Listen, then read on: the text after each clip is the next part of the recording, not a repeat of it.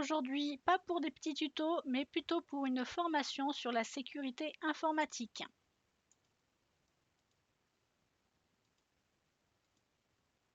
Alors, quels sont les risques, d'accord, pour vous?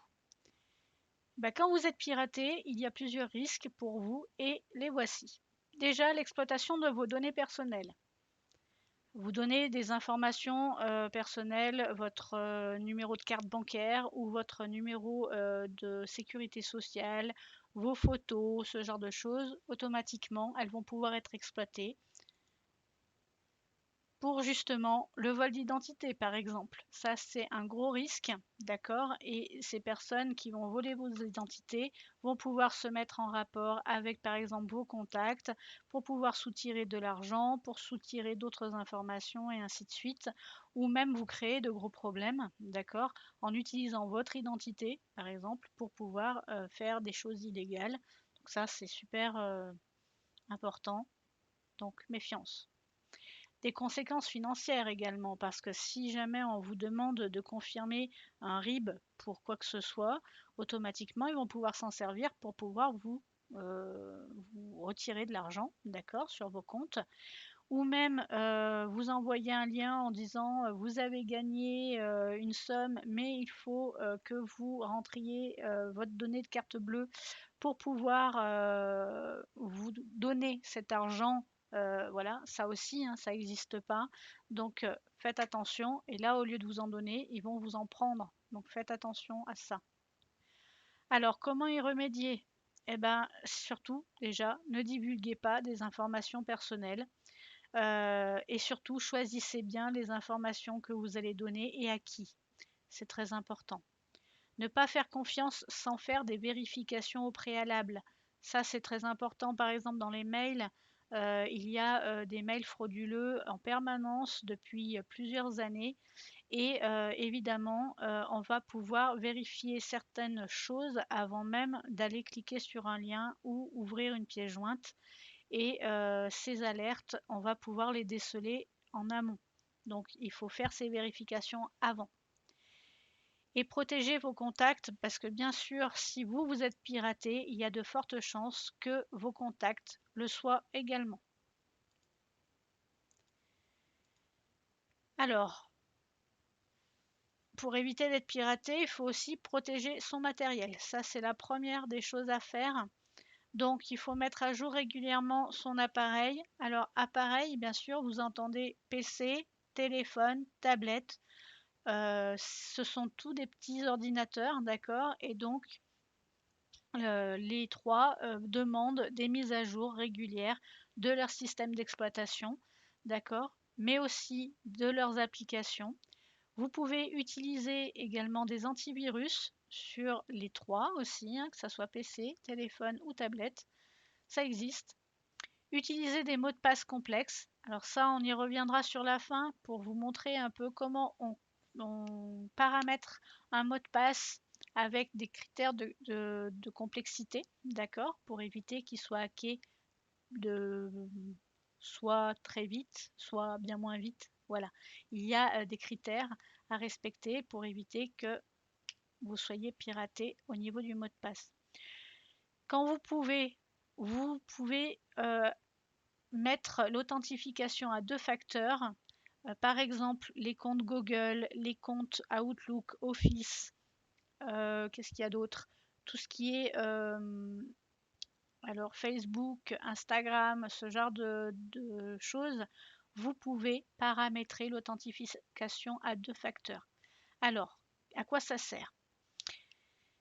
Quand vous avez l'authentification à deux facteurs, si vous allez sur une nouvelle machine, par exemple, vous voulez aller vous connecter à Facebook ou à Google, votre compte Google, vous connaissez le mot de passe, donc vous allez le mettre. Mais si vous n'avez pas votre téléphone à côté de vous, ou ça vous envoie un SMS et ça vous demande de rentrer un code spécifique qui est temporaire, vous ne pourrez pas accéder sur cette nouvelle machine à vos comptes. D'accord? Donc ça demande un petit peu plus de temps, effectivement, parce qu'il faut attendre le SMS, mettre le code pour pouvoir se connecter. Mais par contre, eh ben, vous êtes plus protégé parce que vous savez que n'importe qui ne peut pas aller sur vos comptes parce qu'ils n'auront pas votre téléphone avec eux. D'accord? Donc ça, c'est de plus en plus recommandé. De plus en plus de sites mettent l'authentification à 2 facteurs pour leur site. Effectuer des sauvegardes régulières de vos données.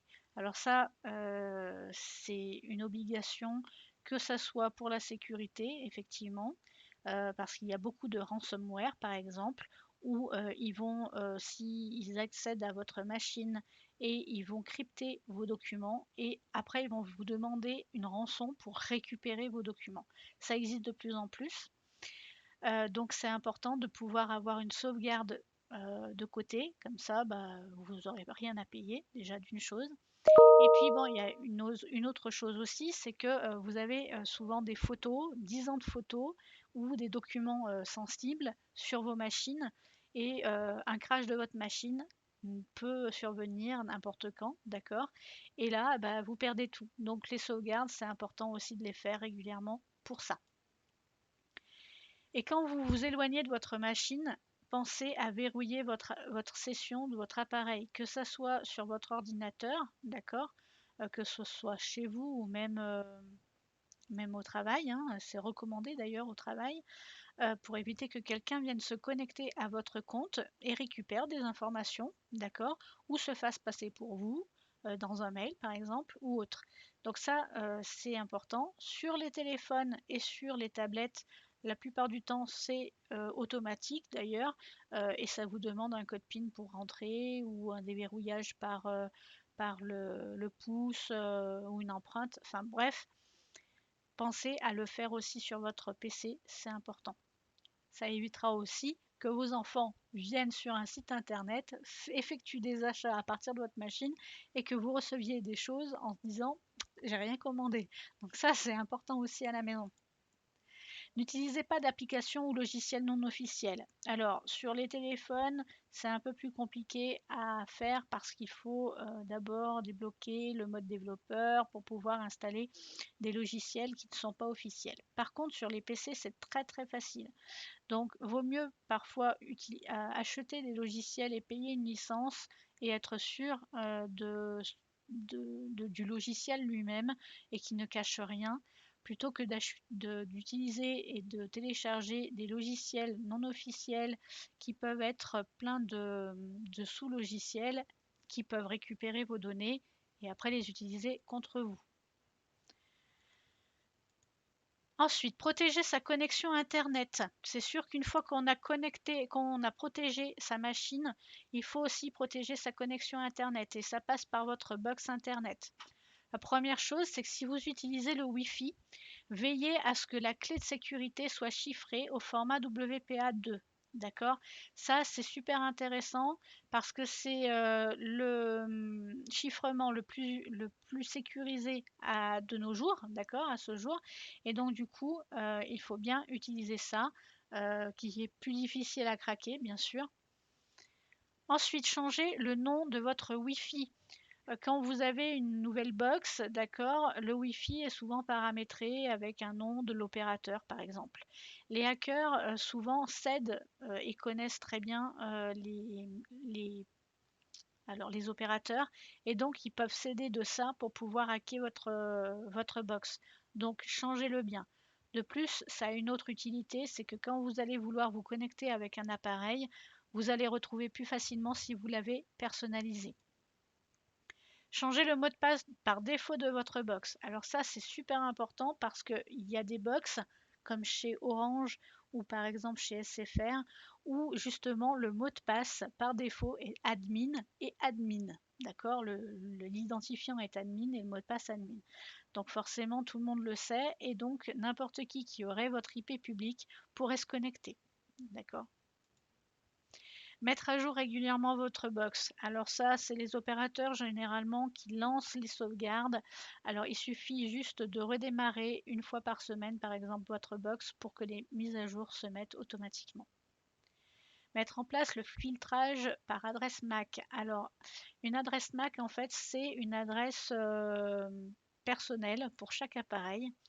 Et donc, tout ce qui est réseau a une adresse MAC.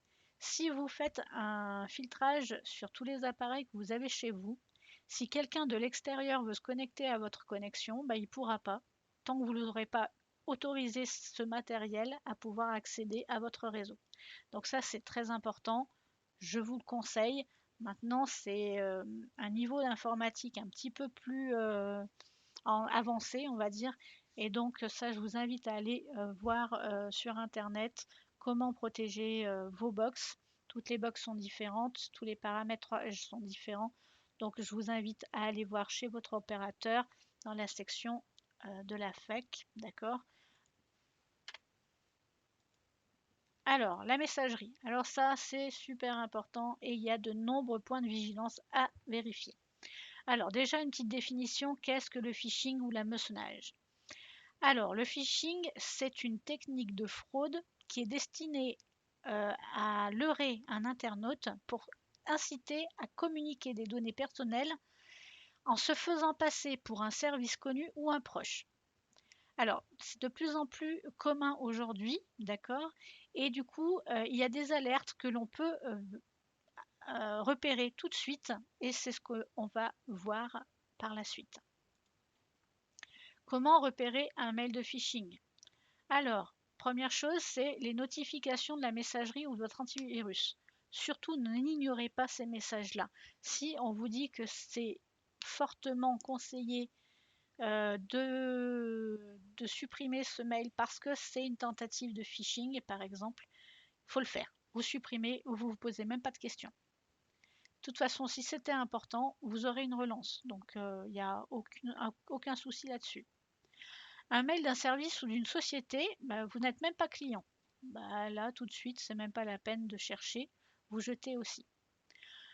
Un nom d'expéditeur inhabituel. Vous ne connaissez pas la personne. Là aussi, vérifiez bien l'adresse mail, si c'est si le nom vous paraît correct ou pas. Donc on va voir hein, tout à l'heure qu'il peut y avoir juste une série de chiffres ou de lettres sans queue ni tête. Ça, c'est à vérifier. Une adresse d'expéditeur, mais fantaisiste. Là, c'est pareil, hein, vous aurez toto@titi.com, ça n'existe pas, donc faites attention à ce genre de choses. Un objet de mail trop alléchant ou alarmiste. Là aussi, vous avez gagné le jackpot, faut pas cliquer sur les liens ni sur les pièces jointes. Pareil pour alarmiste, quelqu'un soi-disant que vous connaissez pas, il est décédé, il faut absolument donner une cagnotte par exemple. Voilà, ce genre de choses, il faut s'en méfier.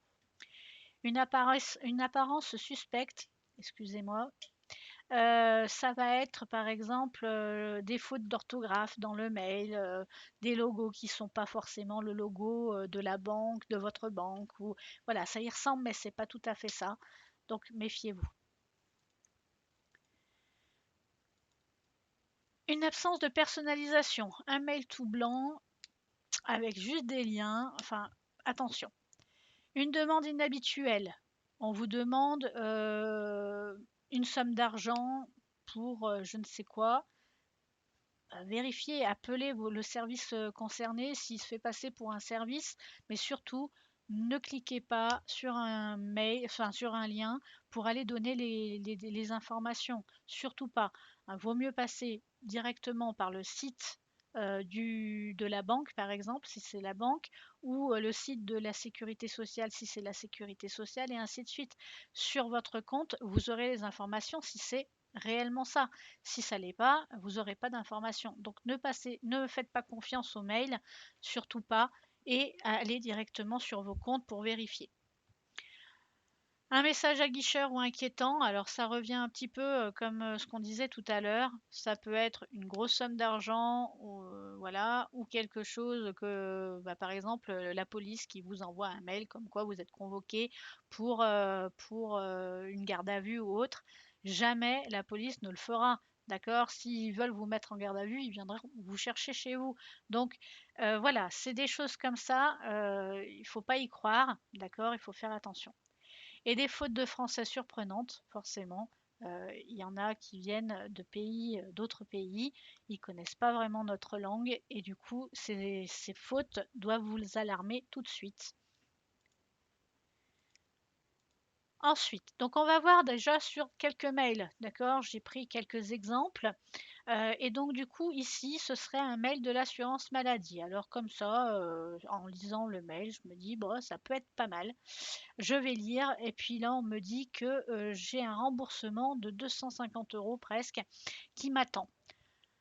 Alors c'est super intéressant, hein, mais alors qu'est-ce qu'on va aller vérifier? Le logo a l'air correct. Bon, mais l'adresse mail de l'expéditeur, regardez, c'est un truc tout bizarre. Rien à voir avec l'assurance maladie qui serait plutôt en amélie.fr par exemple. D'accord? Donc là, attention, ça veut dire que c'est un mail frauduleux tout de suite.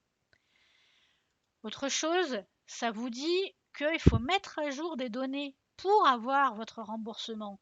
Mais s'ils ont un remboursement à effectuer, est-ce que normalement, vous ne pensez pas qu'ils ont déjà toutes les informations dans leur banque de données?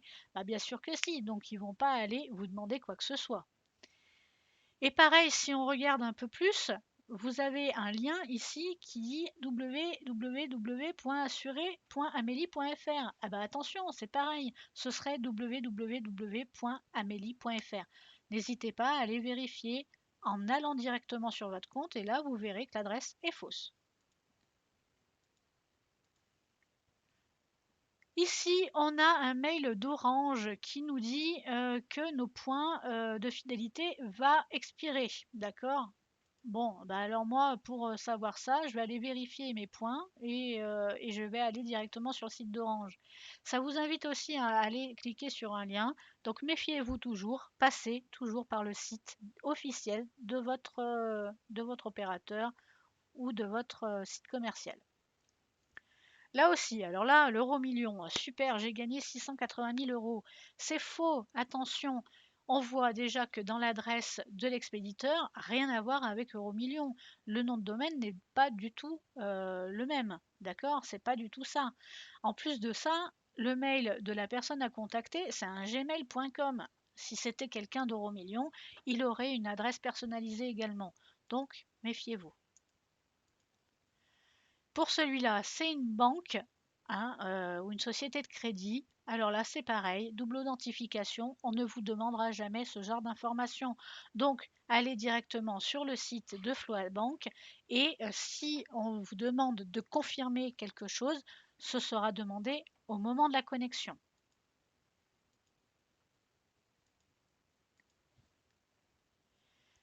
Les finances publiques, alors les impôts, c'est pareil, un remboursement, super, je vais être riche. Eh ben non, c'est pareil. Si vous avez quelque chose qu'on doit vous rembourser, les impôts, ils vous enverront un chèque ou ils utiliseront votre RIB pour pouvoir vous faire le versement, mais ils ne vous demanderont jamais par un mail ce genre d'informations. Et en plus, ils vous inviteront pas à aller cliquer sur un lien pour le faire, d'accord? Ils vous inviteront à aller vous connecter sur leur site.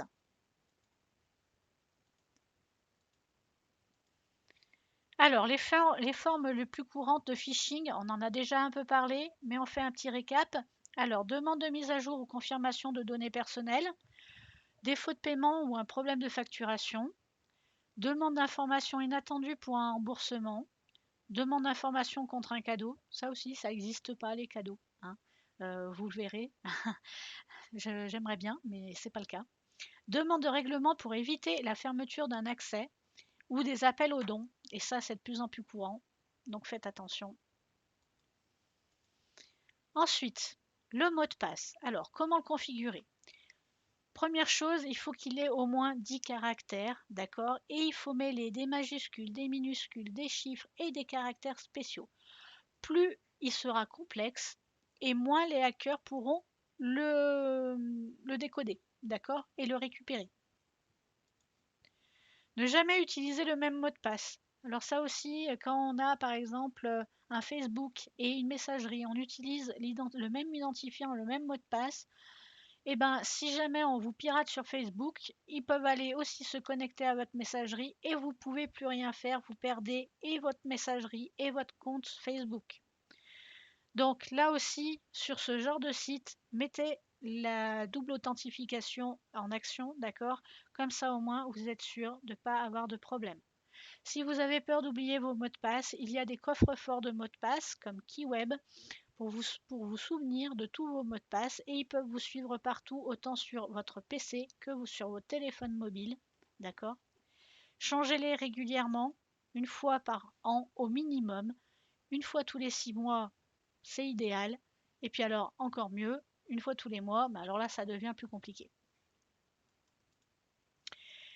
Là, je vous ai montré une petite photo avec différents types de mots de passe, d'accord? Alors, si on utilise la longueur des caractères, vous voyez que si j'utilise que 3 caractères, que ça soit des numéros, que ça soit des mélanges, voilà, c'est très facile à décoder. Et plus vous allez mettre de caractères et plus de complexité, vous voyez que la différence, elle est flagrante. Si vous voulez plus d'informations, vous pouvez aller sur le site de www.cybermalveillance.gouv.fr. C'est un site du gouvernement et là, vous aurez encore plus d'informations. Merci pour votre attention et je vous retrouve très bientôt pour d'autres vidéos. Bonne journée!